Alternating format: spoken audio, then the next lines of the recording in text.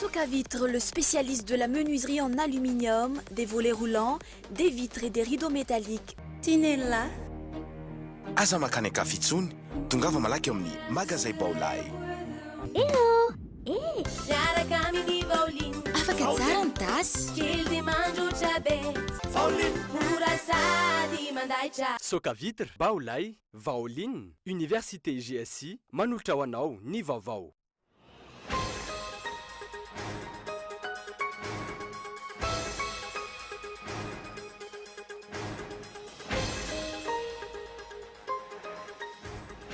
Ametraka fitirina vaovao ny mapary amin'ny alalan'ny Fédéré fa tsy nirasy ny HCC ny requête napetraka izy ireo tamin'ny alalan'ny Christine Razanamahasoa. Tsy nivotoaty ny fitirina no nolavin'ny HCC fa ny fomba nanaovana azy. Tsy mbola tafavoaka ny ala ireo député nivoaka ny valany mapary.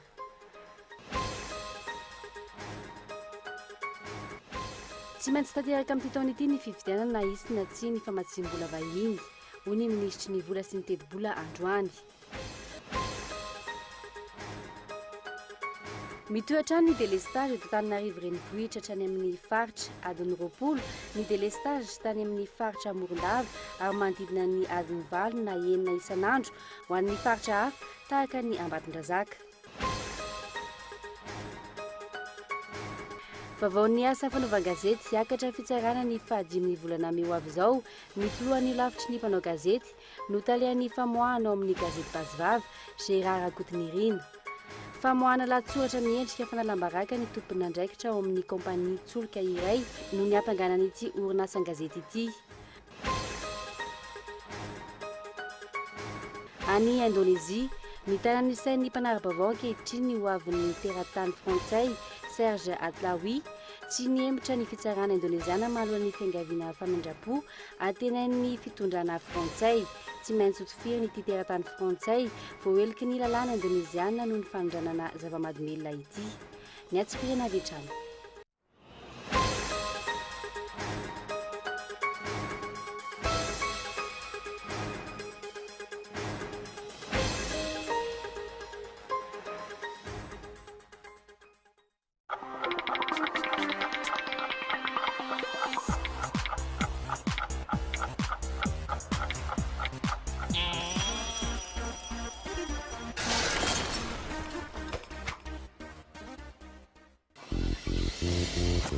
Efa ela no nitadiavako shampoing azo antoka sy tsy manimba ny volo. Shampoing tena mety aminy ary manamanitra azy ela. Sady maty ampiasa matetika e. Izany no nahatonga anay nifidy ny shampoing vao. Shampoing papay mampangirana sy manala ny volo misy haringotra. Shampoing menthe manadio sy manamevana ny volo misy angatrana. Shampoing citron manome tanjaka ny volo mora mitsiro menaka. Vao shampoing tia ny volo peli. Vao shampoing citron, papay sy menthe amin'ny sachet sy tavoahangy. Socavitre en Outapenac, menuiserie en aluminium, rideaux métalliques, volets roulants, vitres, tôle,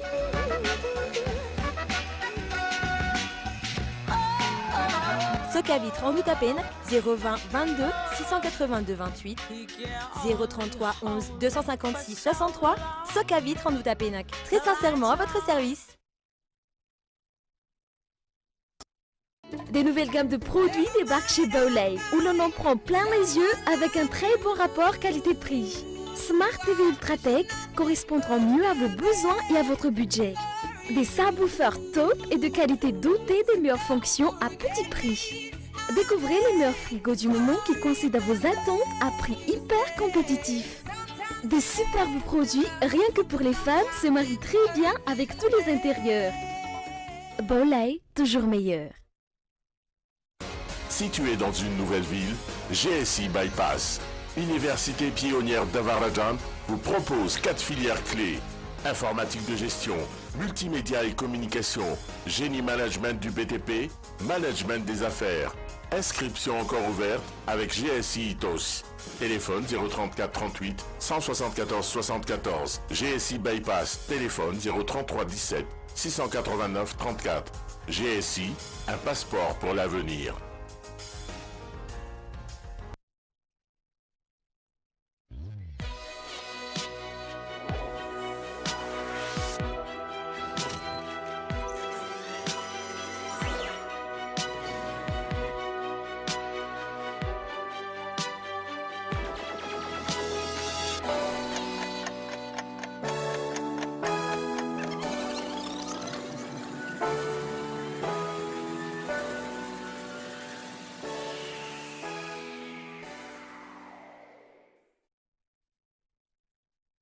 Cours ASAM. Cours ASAM. Ho anao manao ny fanadinana CPE, BPC, BAC, A, C, D, G2 misokatra ny fisoratana anarana ho an'ny cours de révision intensive. Fidirana sabotsy 2 mai 2012. Isy boky roa hozaraina. Ankino amin'ny mpanabe azo antoka ny hoavinao. Cours ASAM Analakely, Analamahitsy, Ambolibao, Itaosy, Antsirabe, Moramanga, Mahajanga, Ambatondrazaka. Téléphone 22 345 38. Matoky ny ASAM dia tokony tena anao ianao.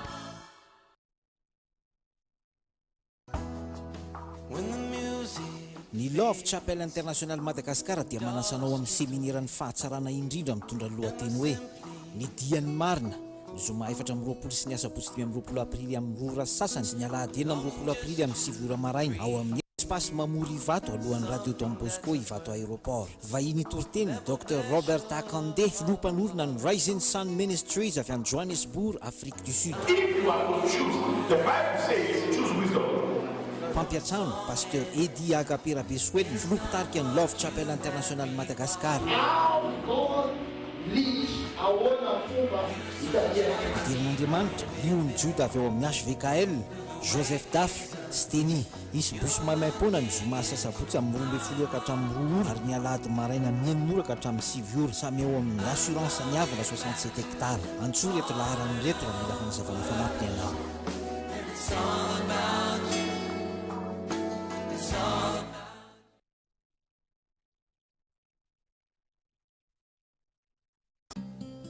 Ny azo ny vanikolaka, ny tanin'andrino ny tsara, ny orinasa Madagascar Evolution Immobilier dia vonona ny mefafapoanao izay mikasa hividy tany, fitsidihana maimaim-poana, mampandrisaina anao amin'ny fikarakarana ny taratasy rehetra. Koa raha mila fanazavana fanampiny ianao dia antsoy azy ny laharana 033 21 099 06 na ry 034 14 099 06 22 566 54.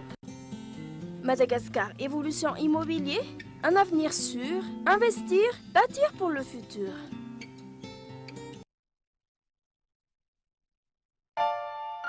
L'EFMED, c'est toute une gamme de produits d'ameublement d'une standing super classe, bien pour tous. Pour ma nouvelle maison, ce canapé est vraiment idéal pour me relaxer le week-end.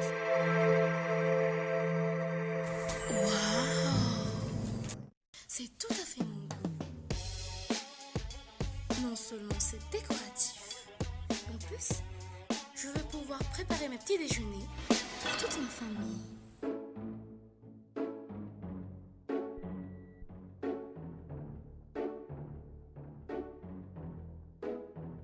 Même les enfants rêvent d'être grands. L'EFMED, à nous ça. Bon ben je vais partir là. Hein. Ok. C'est bon là? Ouais. Pas de bisous? Non, ça va. Rejoignez Annick Beauté, spécialiste en coloration, coiffure d'événements, tissage, coiffure pour hommes, pack mariage. Oh, pas de bisous? Non, ça ira. Voulez-vous être une femme sublime, attrayante et sûre de vous? Mon secret, Annick Beauté. N'hésitez plus, affirmez votre personnalité chez Annick Beauté. Annick Beauté, notre secret.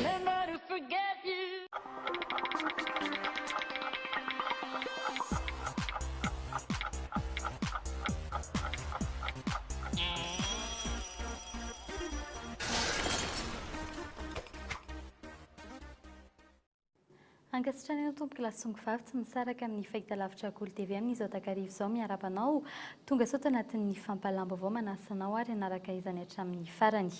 Vaovao mikasika ny fampihavanam-pirenena avy hatrany isantarantsika ny fiarana amin'ny tianio ity nahazo fangataham-panazavana na demande d'explication avy amin'ny fivorimben'ny évêque eto Madagasikara ny FFKM mba hatoerana ny politika mila hazavain'ny FFKM ny tena tanjona amin'ny fampihavanam-pirenena izay tarihin'izy ireo ankehitriny raha nambara teo anivon'ny conférence des évêques de Madagascar tsy resy lahatra intsony amin'ny fomba ataon'ny FFKM ankehitriny ny fivorimben'ny évêque fanambarana fanondroana ataon'izy ireo tamin'ity volan'ity izany taorian'ny lazany ny filohan'ny FFKM ny mpitandrina lara sendrasina famorosi ny fampihavanam-pirenena izay tarihan'izy ireo ary andoavam-boly izany fanatetiana.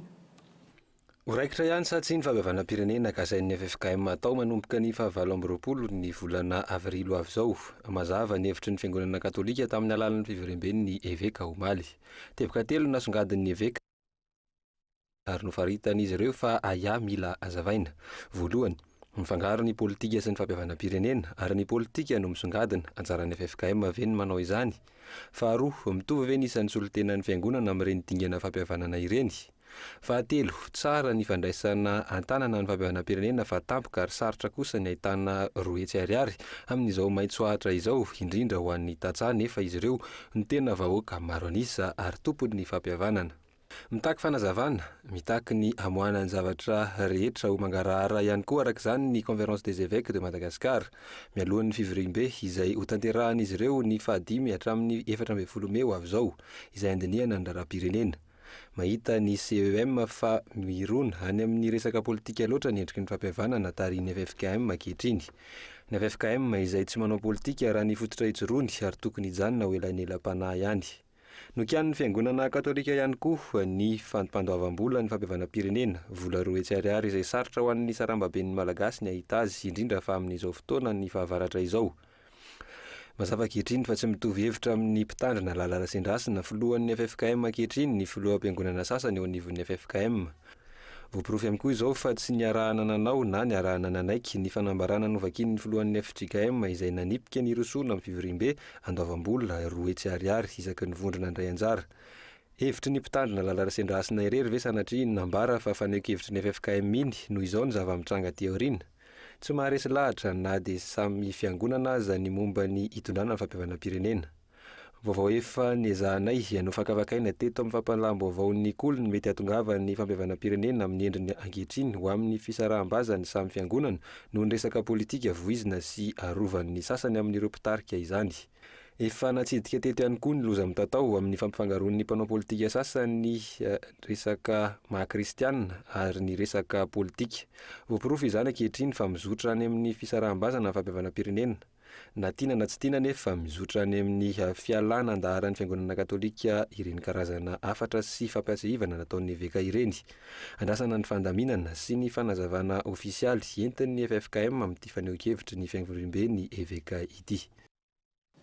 Fa tsy noraisin'ny HCC kosa ny requête napetraky ny mapara mikasika ireo solombavambahoaka miisa 7 mifanipaka ny lalàna nitondrany ny rototy ity raharaha ity ny HCC nanomevana ny lalàna 2.24 fitsipika aotra 9.40.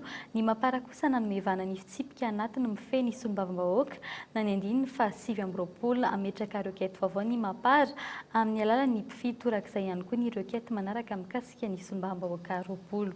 Fanadidiny Michel Arna. Irrecevable raha tsy azo raisiny, io ny tena nampiasain'ny HCC tamin'ny valin'ny requête napetraky ny mapara tamin'ny alalan'ny Christine Drazana Mahasomba hanonganana tsy solombavambahoaka intsony an'ireo député miisa 7 izay tsy manaja ny fitsipika anatiny mifeny vondrona politika na halany azy ireo député. Ny lalàna 12 sy 20 tsipika aotra 9.40 nitondran'ny HCC ity raharaha ity izay milaza mazava fa ny filohan'ny anteny meram-pirenena, ny filohan'ny senita, ny olon-tsotra irery ihany no afaka mametraka requête. Irrecevable tsy miditra amin'ny lalina akory, zany hoe mbola eo ambaravarana zany dia hoe tsy raisinay ity fa misy andalana amin'ny lalàna mifehy ny fifidianana député zany no niraisin'zareo le article 26 en 2012-06 anefa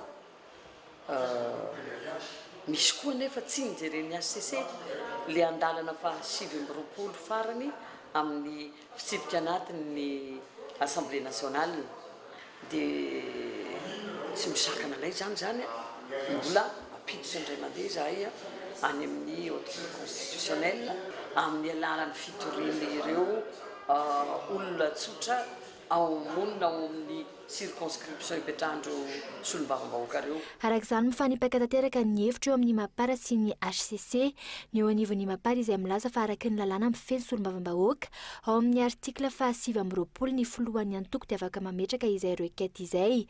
Etsy ankilany nateo izy izay fandavan'ny HCC ny requête izay nilaza ny eo anivon'ny mapara fa ametraka ihany ny requête manaraka izay mahakasika solombavambahoaka miisa 20. Avy ny deuxième vague ary ny mpifidy azy ihany no amely azy rehefa tsy ekeny azy CC fa hoe ny lehibe ny amin'ny tokony manao azy zay voalaza ny règlement intérieur-ny Assemblée nationale ny hoe efa tsy nekeny moa dia ho avy ny mpifidy hanao azy. Nisy ny fahamatorana ara-politika isorohana ny fivadiana palitao no mantony nampidirina ao anatin'ny lalam-panorenana ny 9/20 izay manakana ny député tsy hanao izay sitrapony amin'ny fivadibadian-kevitra. Tsy mbola hafamaina nefa ireo député izay kasainy mapara fa ahongana antony tsy novotoatin'ireo ekety napetraky ny mapara no tsy mitombona fa ny olona izay nametraka izany araka ity fanazavany HCC ity. Izany hoe olana tamin'ny forma na ny endrika isehon'ny fitoriana no mitranga fa tsy ny votoatiny na ny fond. Andrasany indray arak'izany ny fametrahany ireo mpifidy izay ireo ekety izay hatreto raha ny fanazavana azo tsy nametraka ny ireo eketiny ny avy amin'ny mapara ny filohan'ny anteny meram-pirenena na dia efa nomeny ny solombavam-bahoaka izany aza. Miariretrany ny fanaparam-pahefana ataon'ny fitondram-panjakana anamafisana orina ny antoko HVM ohatra fara ny fakanabahana amin'ny fampelezan-kevitra sy ny fampiasana ny fananam-panjakana amin'izany eo ihany koa ny fandrahonana maro samihafa mahazo ny olona ny amin'ny faritra izay tsy manaiky hiditra ho HVM tsy anjaran'ny senita ny maninjika ireny antoko ireny ho ny mpitondra ten'izy ireo androany ny andindinyizay avetrany. Mbola mitoy hatrany ny tsy fanarahan-dalàna ataon'ny mpitondra fanjakana sy ny olon'ny HVM amin'izao ankatoky ny fifidianana kominaly izao. Mifangaro ny fitantanana ny antoko-panjakana sy ny firenena raha ny zava-misy ankehitriny. Misy sahady ny fangalarana bahana mialoha amin'ny fanaovana fampielezan-kevitra. Tsy ny eto Antananarivo ihany fa hatrany amin'ny faritra ihany koa ary maro ny mitaraina vokatra izany. Misy ohatra ny hoe mpiasa-panjakana kandida hiditra mpanolo-tsaina raha onana ho esorina eo amin'ny toerana raha tsy mivadika HVM. Eo ihany koa ny fanerena ny mpampianatra hiditra HVM sy ny sisa. Efa eo ampanangonana ny pirofo momba izany ny birao malagasy miaramiainga raha ny nambaran'ny Laurent Ramarsan.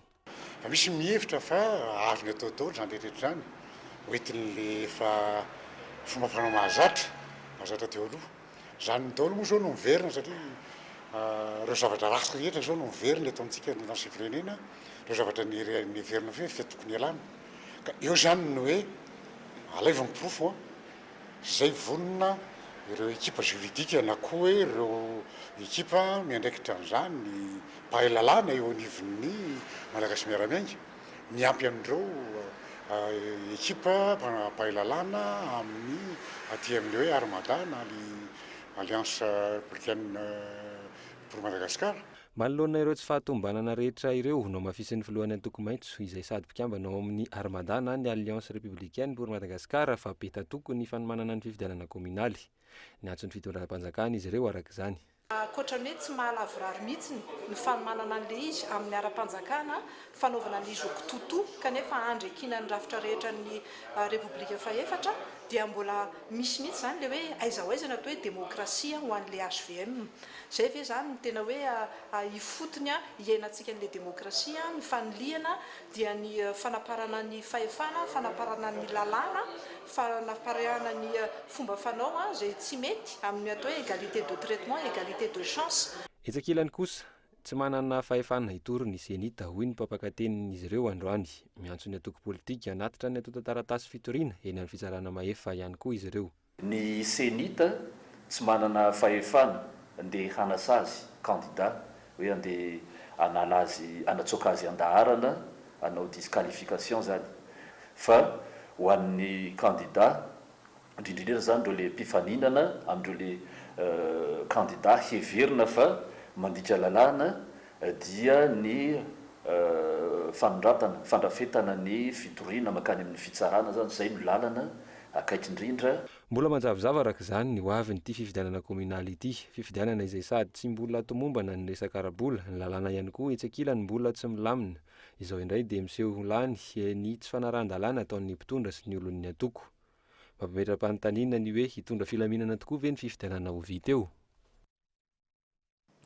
Fa tsy maintsy tanterahana amin'ity taona ity ny fifidianana ben'ny tanàna hoy ny minisitra ny fitantanam-bola sy ny teti-bola nanome vola na tsy ny mpamatsy vola vahiny ny fifidianana kominaly izay mbola hitadiavana hatramin'ny $7 tao anatin'ny 3 volana raha ny tatitra fariny avy amin'ny mpamatsy vola etsakilany ihany koa ny solitenan'ny vondrona Eoropeana eto amintsika milaza fa tsy hamatsy manontolo ny fifidianana fanatetiny. Tsy azo atokisana intsony ny famatsim-bola avy any ivelany amin'ny fanatanterahana ny fifidianana kominaly. Herintaona mahery ny ijoron'ny fanjakana ara-dalam-pandrenana tsy mety mahazo ny fitokisan'ireo mpiara-mombonantoka avy any velany ny mpitondra. 3 volana nefa sisa no ananana mialoha ny datiny fa 1 ny volana jolay anaovana izany fifidianana kominaly izany. Manoloana ireo volambola banga ireo, anjaran'ny fanjakana ny mitady izany hoy ny solitena ny vondrona Europeanina. Une partie de l'organisation des sélections, bien sûr, la communauté internationale va appuyer. Merci. Tsy mifankahazo ny resaka. Tamin'ny herinandro teo niara-ny vory tamin'ny mpamatsy vola ny ministeran'ny vola sy ny teti-bola ary ny ministeran'ny ati-tany niaraka tamin'ny senita nandinika ireo asa rehetra mbola ilana vola. Nilaza ho mbola tsy mahafantatra ny tarem-bola marina ilaina kosa ministry ny vola raha nanontaniana mikasika izany androany. Tsy maintsy atao amin'izay eo ampelantanana ny fanaovana ny fifidianana ho hiatrany ny ministra. Izy misy ohatrino izy ianao? Raha ohatra ka efa nangatahana moa zany ny partenaire antsika anampy amin'ilay izy, fa rehefa ohatra ka tsy afaka manampy tsony izy dia tsy maintsy Madagasikara no matsy an'izay. Tsy maintsy atao zay fa efa hoe atao fifidianana, tsy maintsy atao zany zay. Taizarany lesoka porofony tsy mbola fatokisan'ny mpamatsy vola ve izany sa misy lesoka amin'ny diplomasia malagasy? Efa ela no niandrasana ny famatsim-bolan'ny fianakaviam-be iraisam-pirenena anaovana fifidianana kominaly. Taorian'ity fanazavan'ny ministra ity, raha atao amin'ny volan'ny fanjakana malagasy ihany ny fifidianana, ho vonona ao anatin'ny 3 volana ve ireo enti-manana rehetra ireo. Toa manamafy ny filazan'ny vondronkely samihafa fa fifidianana kitoto no vita amin'ny volana jolay ho avy izao. Itsakilan'izay ihany koa anefa fanontaniana mipetraka ny hoe maninona no nahemitra lava ny fifidianana raha toa ka afaka nitanterahana tamin'ny volan'ny fanjakana malagasy ihany izany.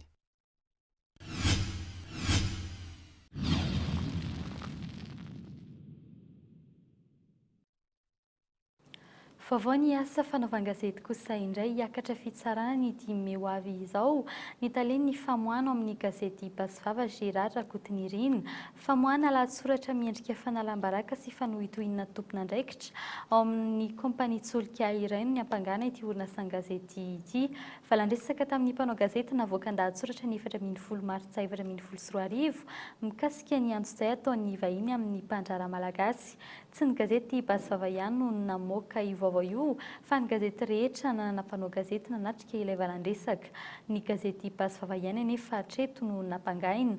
Ny talen'ny famoahana ity orinasa gazety ity Gérard Rakotonirina sady filohan'ny ho lafitry ny mpanao gazety malagasy ihany koa efa niatrika ny fampanaovana omaly ny laza fa fanohitohina ny asa fanaovan-gazety ny tahaka izao aro ny fanampanazavana tamin'ny alalan'ny Antso Atarby.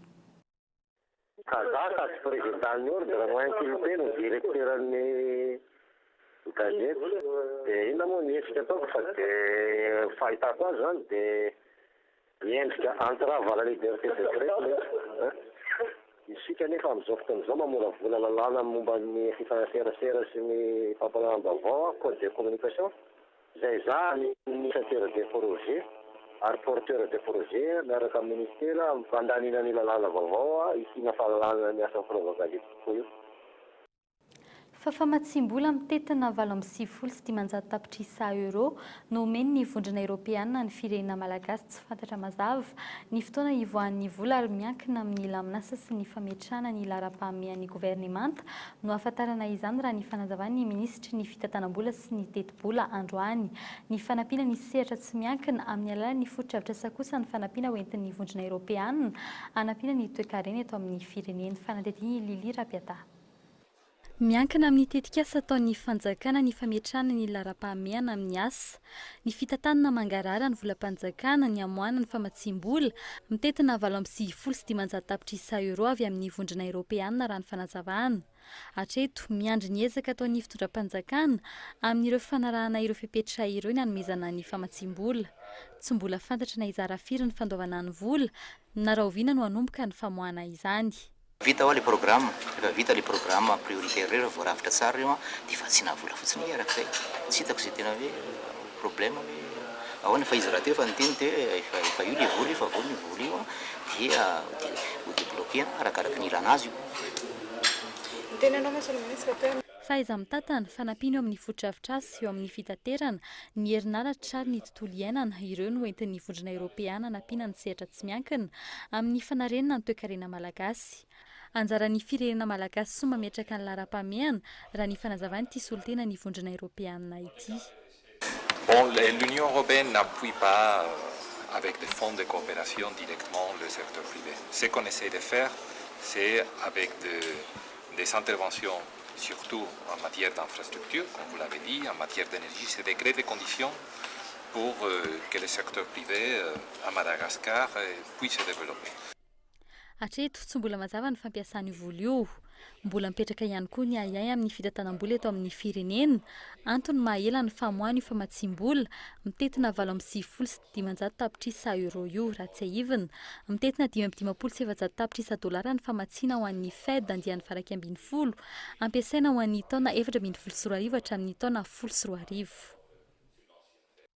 Lafim-baovao fatateraka kosa indray simba ny mangrove mitahiry ny drakaka eto Madagasikara, niena ny vokatra tamin'ity taona ity raha tamin'ny taondasa, raha nambara ny tompon'andraikitra anivony ministeran'ny Jono, ahitra efa-bolana arak'izany ny fikatona-ny Jono amin'ity taona ity, ary anomboka ny volana Jona ho avy izao izany fanadidiny Michel Aranarson. 10,3 amin'ny mangrove no ananany Madagasikara ary tokony hamokatra 7,000 hatramin'ny 4,000 tonna isan-taona izany. Hatreto anefa manodidina ny 502,000 hatramin'ny 503,000 tonna ihany no vokatra isan-taona. Raha ampitahaina tamin'ny taona 2022, ny 900 ny vokatra drakaka tamin'ny ity fisokafany Jono tamin'ity taona ity raha ny fanazavan'ny tompon'andraikitra eo anivon'ny ministera. Mikasika ny crabe zany ny zavatra voaremarika aloha raha tamin'ny taona lasa iny dia teo amin'ny 3350 tonnes ny production antsika zany, fa amin'izao fotoana izao moa zany amin'ny début d'année ohatran'izao raha nanao projection ny ministera mety mbola iheny izay vokatra ny resaka drakaka izay eto amintsika. Ny antony moa zany araka ny fahafantarantsika azy dia ny fisian'ny fahasimbana amin'ireo mangrove izay mitahiry an'ireny karazana hazan-drano ireny na ny drakaka izany, fa eo ihany koa ny fisian'ny andro ratsy. Arak'izany ny fahasimban'ny mangrove amin'ny ankapobeny no antony nampiena ny vokatra. Raha tsy aivina avy any amin'ny faritra andrefana ny 20% ny drakaka eto Madagasikara, 20% ny vokatra no eto amin'ny tsena anatiny raha toka ny 50% ahondrana any amin'ireo firenena aziatika tahaka ny Chine, Singapour ary Thailande. Entina narena ny sehatry ny fanjonoana drakaka, hitatra efa-bolana ny fikatona ny Jono amin'ny volana Jona. Ny nataontsika moa zany hoe ny tapahana tamin'ny heritaona miaraka tamin'ireo moa zany opérateur sy ny groupement dia à partir ny mois de juin raha tsy diso ny fermeture ny crabe ary mandritra ny efa-bolana zany ny fermeture antsika zany manomboka izao. Raha toka tsy mbola nikatona ny Jono-drakaka vitsy dia vitsy ireo mpivarotra drakaka raha ny eto Analakely manokana. Ireo nanontaniana indray fa diran'ovana tsy mety miresaka amin'ny mpanao gazety. Manodidina ny 4,000 ariary hatramin'ny 5,000 ariary kosa ny kilao amin'izao fotoana izao. Raha ny statistika ofisialy ny ministeran'ny Jono, 10 tapitrisa ariary ny volana ampidirin'ny Jono-drakaka tao amin'ny kitapom-bola mpanjakana ny taona 2022. Fahatapahan'ny herinaratra miverina ary maharitra ny fahatapahan-jiro amin'ny faritra sasany eto Antananarivo renivohitra sy ny manodidina ireny amin'ny faritra sasany toa ny Morondava. Naharitra hatramin'ny adiny 20 zany teo aloha ary tany amin'ny faritra Morondava ary manodidina ny adiny 9 isanandro zany ankehitriny taorian'ny fidinan-dalambe. Notanterahin'ny mpona teny an-toerana no nisian'ny fandraisana andraikitra nataon'ny fanjakana araka ny fanazavana fanadidina. Ampefiloha mandro seza ambany Anosy, Anosy sy ny manodidina, samy andalovan'ny délestage tao anatin'ny 2 herinandro farany izao. Manodidina ny adiny 8 raha kely indrindra ny fahatapahan-jiro ao anatin'ny iray andro ho an'ireo faritra voatanisy ireo. Mifandimby kosa ny fahatapahana ho an'ny faritra Morondava manokana izay efa nihainjanta tao anatin'ny 2 volana. Sakafo ataonay indraindray misy tsy vaovao, mety isan'andro nefa manahirana amin'le laoka ataonao tsy maintsy 10 isan'andro dia sahirana ianao metsena an'le izy, dia ianao zany nefa tokony hanao stock or nefa tapaka ny jiro dia tsy mandeha na congèle na ny frigo.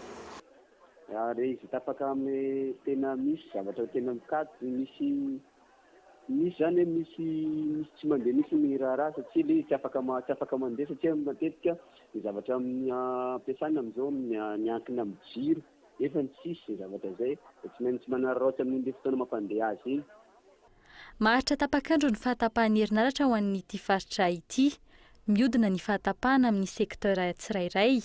Ny tsy fahampiany solika ampiasaina amin'ny milina mpamatsy herinaratra no antony délestage any Morondava. Fidinana an-dalam-betany an-toerana no misy ny fiovana tamin'ny délestage raha ny fanazavan'ny mponina avy any an-toerana.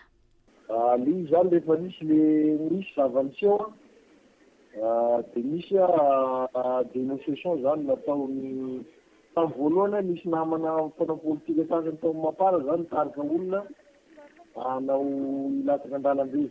Après zay zany misy dénonciation koa zany dia nataonay koa zany avy amin'ny malagasy miaramianga dia niakatra radio zay namirena hoe mba mitenenana le mpitondra hoe raiso ny andraikisinareo afasy investigation zao inona ny fepetra tokony ho raisinareo. Ny zava-misy moa zany après ny zavatra iny intervention nataonay iny misy réaction teo amin'le mpitondra.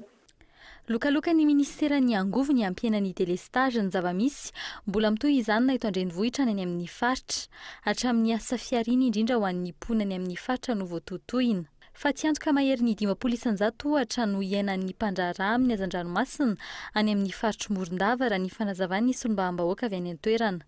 Tsy misy hatreto ny fanonirana omen'ny fanjakana. Hatreto ihany koa mbola ny fampiakarana ny saran-jiro no vahaolana fantatra fa ialana amin'ny délestage. Lafim-baovao afa-tanteraka kosa indray taoriny ny fanadihadiana izay entina taminao teto amin'ny fampalam-baovao omaly hariva nivoaka tamin'ny fahanginan'ny ministry ny kolotsaina nivadika tamin'ny fanarahana nataony orinasa History Channel izay soloany October Films tena hanao fanadihadiana momba ny sisin-dranomasin'i Sainte-Marie raha nambarany ministry ny kolotsaina raha Samuelina Brigitte. Nisy araka izany fampiatonany fanadihadiana nataony reto fahiny reto. Ary ny andindiny mikasika izay. Toerana voara ahitana sambo rendrika, vakivaky-tsambo ary arena sarobidy maro samihafa no toerana novan'ireo mpamokatra horonan-tsary vahiny eto amintsika. Enina herinandro no fotoana azon'izy ireo miantsitrika raha ny fanomezan-dalàna nomen'ny ministera. Nilaza ireo vahiny tamin'ny taratasy fitarainana alefan'izy ireo tamin'ny fiarahamonim-pirenena maro eto amintsika fa ny ministeran'ny kolotsaina no sakana tsy ahafahan'izy ireo manao ny horonan-tsary mitedina $400 izay ataon'ny orinasa October Films sy ny History Channel. Tsy mitombona izany no ministera androany nivadika tamin'ny fifanekeny ireo vahiny. Nampiasa fitaovana afakoatra ny fanaovana horonan-tsary izy ireo mandritra ny famokarana. Nitory izy ny ministeran'ny kolotsaina hoe tsy manome azy alalana hanao film. Diso zay nanome azy alalana zay nanao film fa film documentaire ihany. Fa ny zavatra antranga zany dia nikasika izy ny ao anatiny zany hoe nanao foy archéologique tsy azony zareo atao ny manao foy archéologique satria tsika dia manana lalàna mandrara tanteraka an'izany.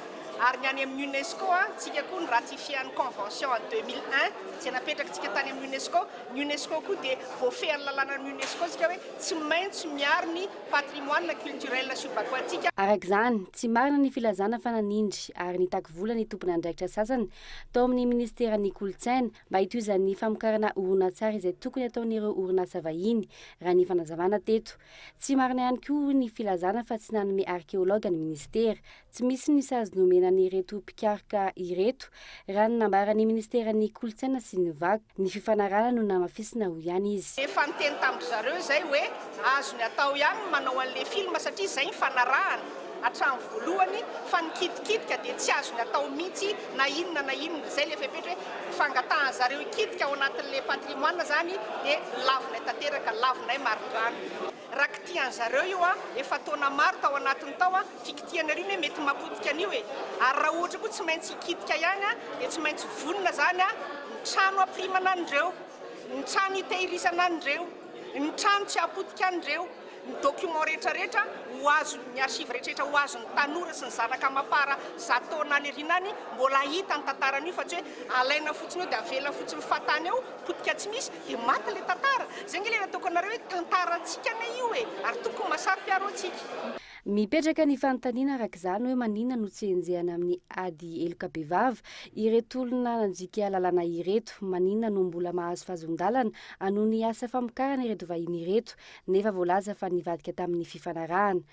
Fantatra androany fa nitatra tamin'ny ministera 10 ny fifanarahana amin'ireo mpamokatra horonan-tsary fanadihadiana ireo ankehitriny raha toka ny ministeran'ny kolotsaina ihany no tao anatin'izany hatreto.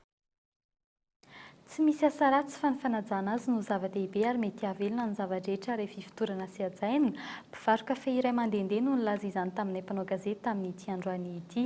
Ity karazana sahiray ity indray no hoentina amintsika androany. Ny fivarotana kafe mandehandeha sahiray efa maro mpanao saingy efa tafiditra ela tamin'ny andavanandron'ny mponina sy ny mpivezivezy eto an-drenivohitra. Fanatety ny Mikaela Ramarila.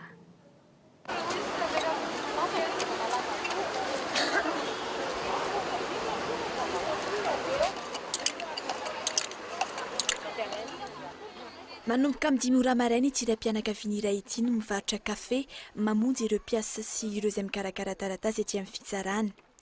Toerana maro manodidina Nanosy, Analakely ary Antaninarenina ny toeram-piasany isan'andro. Manomboka amin'ray ora maraina izy no mikarakara ny entan-keliny izay amidy mandritra ny tontolo andro. Ny kafe sy mofo menakely no mikarakarany amin'izany. Mahavelona ny asa ary manampy azy amin'ny fameloman'ny vady aman-janany. Efa nanao asa hafa ihany zany fa natamin'ny Mahazangatany. Zany hoe le asa zany na zany tsy dia nanana asa hoe asa niakina fanjakany fa ohatrany hoe miasa tamina grossiste tamin'ny Mahazangatany. Zany hoe le asa mambolana any ohatrany hoe tsy mahavelona vady aman-janaka le izy amiko aloha. Tsy afa-misaraka amin'ny fivarotana ny kafe sy ireo mivarotra zava-pisotro ny mofo. Isan'ireo mpanjifa isan'andro ny kafe entin'ny Rakotomanana Martin ety Anosy ireto raim-pianakaviana ireto. Raha vao tsy misotro kafe dia lasa taka mivalaka zany ny vatanao iray manontolo. Indray mity zao dia raha hariva indray. Misy fotoana mijanona amin'ny toerana iray ireto mpivarotra kafe ary maro ireo mpivarotra hafa manararaotra izany.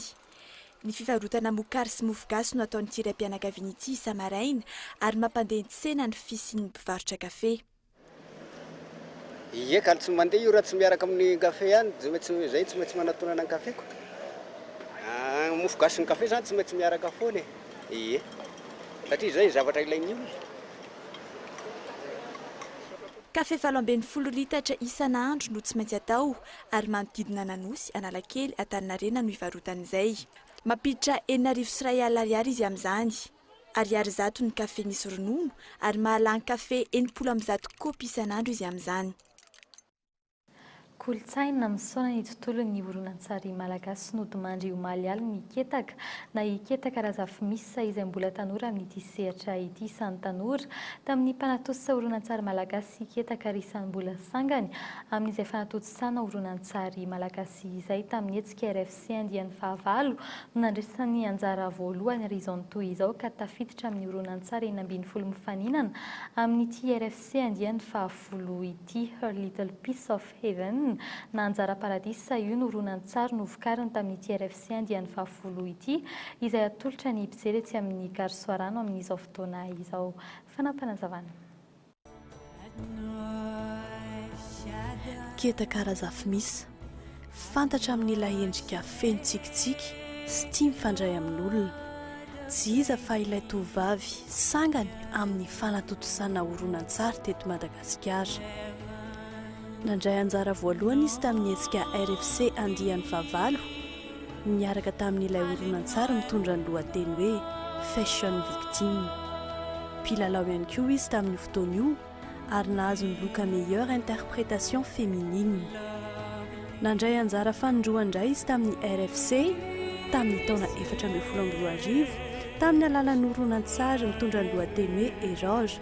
Tamin'ny ondry amin'ny toraka io dia tsy voatsonga tao anatin'ny fifaninanana izany sanganasana izany. Tamin'ity taon'ity kosa nandritra izao RFC andian'ny fahavolo izao, ilay horonan-tsary mitondra ny lohateny hoe Her Little Piece of Heaven na anjara paradisa dia tafiditra ao anatin'ny fifaninanana ofisialy amin'ny sokajy tantaran'ny foronina. Nandao antsika mbola tanora iketaka razafimisa. Tsy ho hitantsika intsony ny tsikitsikiny. Saingy ny sanganasany kosa velona mandrakizay. Izay eto amin'ny Kolo TV FM mandeha mirary fihomonana feno ho an'ny fianakaviana sy ny namany rehetra.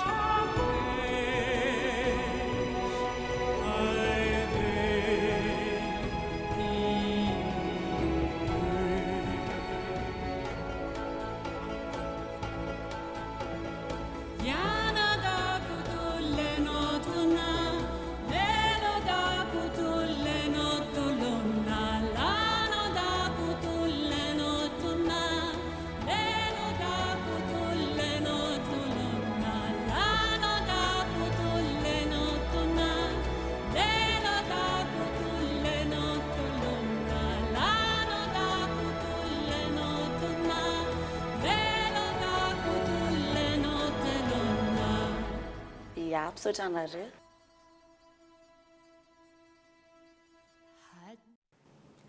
Vaovao mikasika ny toetry ny andro kosa indray tsy mbola orana manasara taona ny omaly raha ny fanazavany teknisiana avy amin'ny sampana fitsirena ny toetry ny andro eto Madagasikara tafiditra. Tao anatin'ny ora-pahavaratra ny omaly ny anahazo vahana ny alzay avy any Atsinanana ka nahatonga ny andian-drahona amin'ny faritra Atsinanana izay mitondra orana malefaka. Manodidina ny 10 hatramin'ny 17 degré celsius ny hafanana raha ny eto andrenivohitra raha ny fanazavan'ny teknisiana ary ny fanampanazavana. Ilay orana maly aloha be dia be no miteny hoe manasara taona fa mbola tsy orana manasara taona ilay izy fa mbola any amin'izao zany mizara anankiroa mihitsy ny toetr'andro eto Madagasikara.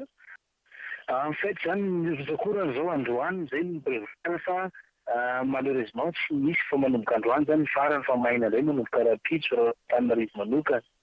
Fa ny ilany Atsinanana fotsiny zany no mahazo ao anatin'ny 3 jours à venir. Fa any amin'ny semaine prochaine vao maminavina indray izay mahazo ora amintsika etỳ an-tany. Fa eo amin'ny vaovao ny fanatanjahantena kosa indray hiditra amin'ny andian'ny fahasivy ny rally total amin'ny ity taona ity izay karakarain'ny club FMMSAM ary tanterahana ny 17 hatramin'ny 17 meo avy izao. Dingana voalohany amin'ny fiadiana amin'ny tompon-dakan'i Madagasikara eo amin'ny fanamorina fiarakodia ny rally total 2015 isekilan'izay mankalaza ny 17 taona ny total Madagasikara izay mifandray sy miara-miasa amin'ity andian'ny 17 ity ihany koa. Misy araky 17 ny épreuve spéciale amin'ny alavirana 4,770 kilometatra izay miandry ny mpanamory misy 10 raha tsy hivina ny ekipan'ny Boma Spertin mitondra ny Mitsoevo 10 noho ny Batany Amboara tamin'ny taon-dasy fanampanazavana. Tamin'ny herintaona 1.6 ny coefficient ary efa manakaiky ny 190 km ny spécial dia amin'ity izy nidina coefficient 1 ary eo amin'ny 124 km le spécial. Ny anton'izay dia satria niakatra anankifito ny rally amin'ity taon'ity zany araky nylazain'ny président fédération teo dia tsy maintsy mba jerevana ny pilote sy ny préparation zany mba tsy hanimba zavatra be loatra. Dia nampidinina lizy zany ny alavany lalana fa nampiakarina kosa ny isan'ny compétition amin'ity taon'ity. Dia ny mahasamihafa anankiray koa ny resaka départ. Ny départ zany zao amin'ny andro alina ny aingana satria amin'ny fito sasany miainga atao amin'ny total fitaratra zany dia mihodina kely makany amin'ny ville makany Analakely any ny fiara zay vao mamontsy ny spécial voalohany any Andotapenaka. Fa mbola amin'izay vaovao ny fanatanjahantena izay hatrany vazivazin'ny mpanarabaovao ara-panatanjahantena hatramin'ny nandrenesina ny vaovao ny hoe tsy mahay manao baolina na manao godasy angamba ny Bariany Madagasikara fa mahay baolina amin'ny torapasika sangisangy zaridainany ataon'ny mpankafy baolina kitra ihany koa ny hoe fa isy japindray izao ny fandresen'ny Barea amin'ny lalao any torapasika ny gadona tetsy amin'ny seranam-piaramanidiny Ivato ny maraina tao ny ekipa pirenena malagasy izay voahositra ho tompon-dakany Afrika eo amin'ny baolina kitra amin'ny torapasika sady tompon'ny Amboara Kosafa Cup ihany koa. Hiatrika ny fiadiany ho tompon-daka maneran-tany any Portugal ny malagasy amin'ny volana Jolay ho avy izao. Arao ny fanampanazavany ny mpilalao eo amin'ny sary ny miarantsoa. Zany tamin'ny zay France tamin'izay France tanaty federasiana mihitsy mandehantsika hiatany zany tsika tsara tournois zany samy mandeha tournois zany mba tena zany tsy samy miaraka sacre samy miaraka sacre samy nandray leçon ame ny coach jiaby zany zay samy resaka technique resaka physique tsika zany mana technique physique elo zany amty 15 jours avao zany moto après nzay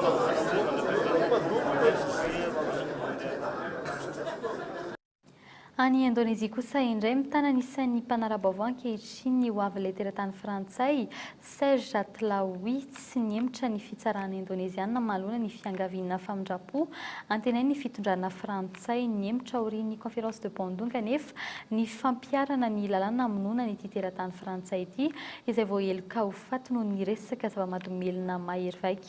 Fanampanazavana eo amin'ny sarin'ny France 24.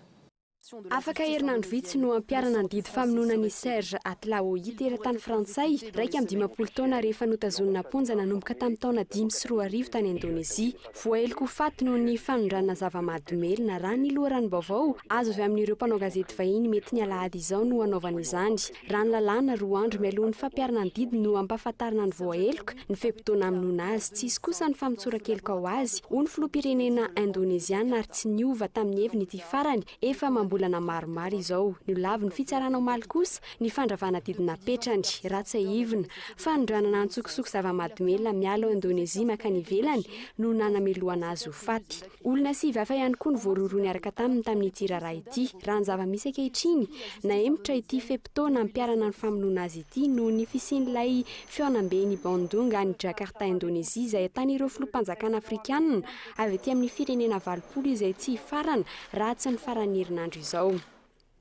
Mety emitra araka izany fehim-potoana ho an'ny Serge Atlaoui ny fitsarana efa nilaza ihany koa fa miandry ny fahavitany conférence de Bandung vao afaka miroso amin'izany. Any amin'ny nosy Osaka Ambangana any atsimon'ny Jakarta nitondrana azy ny farany herinandro izao fitifirana amin'ny basy no endrika entina amonoana azy miaraka amin'ireo teratany vahiny 7 hafa. Tsy voalohany tranga toy izao ny volana janoary lasa teo, olona 5 hafa ihany koa no nampiarana ny fanameloana ho faty tany an-toerana noho ny trafikana zava-mahadomelina. Ny ministry ny raharaham-bahiny Frantsay izay manaraka ity raha ity ary miantso ny fitondrana Indoneziana ny famindrapo any Serge Atlaoui.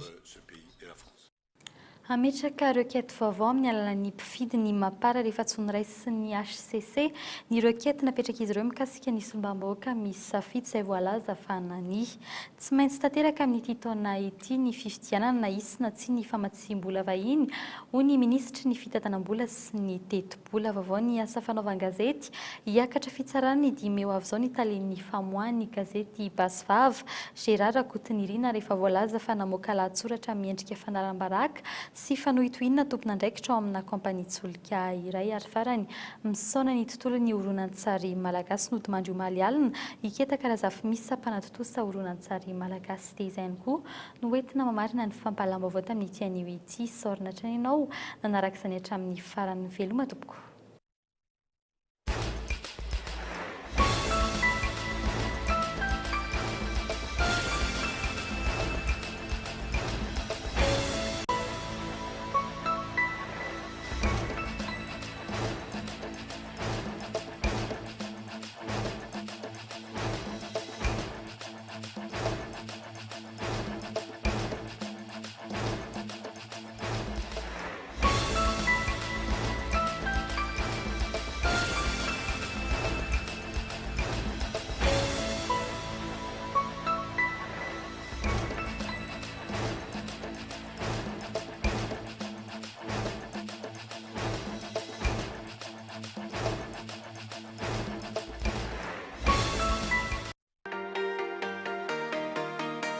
Socavitre, le spécialiste de la menuiserie en aluminium, des volets roulants, des vitres et des rideaux métalliques. Tinella. Aza makany akafitsony, tongava malaky eo amin'ny magazay Baolay. Afaka tsara ny tasy. Ny fahampalalam-baovao dia niarahanao tamin'ny Socavitre, Baolay, Vaolina.